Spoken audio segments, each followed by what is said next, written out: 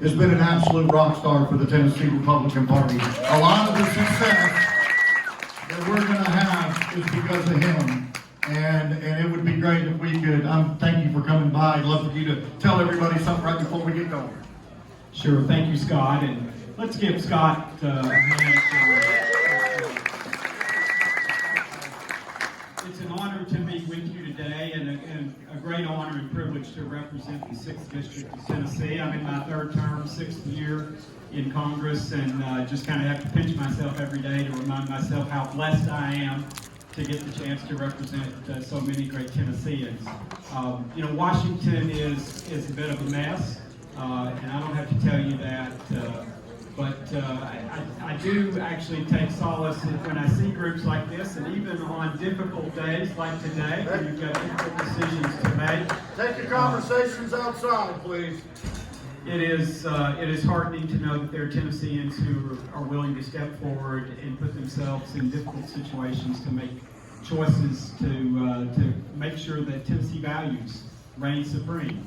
And we need that here at home, and we need that in Washington. And so hopefully every day, I, along with the help of my capable staff, and including Congressman Van Hillary, who's around here somewhere, I lost sight of him. We work hard. And so, thank you. You all, I know this is kind of messy work sometimes, and a lot of people don't understand what it is you do, and they don't understand when they're voting sometimes what it is they're electing you to do, but thank you.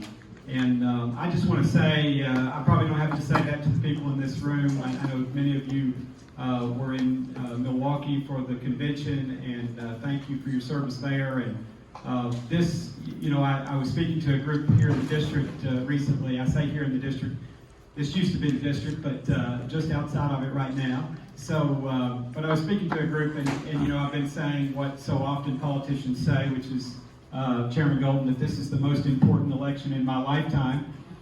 And but I couldn't help but observe, as I was saying that to the folks that were in that room, is that they're telling me that this is the most important election in my lifetime and in our lifetimes. And I think you probably all agree about that.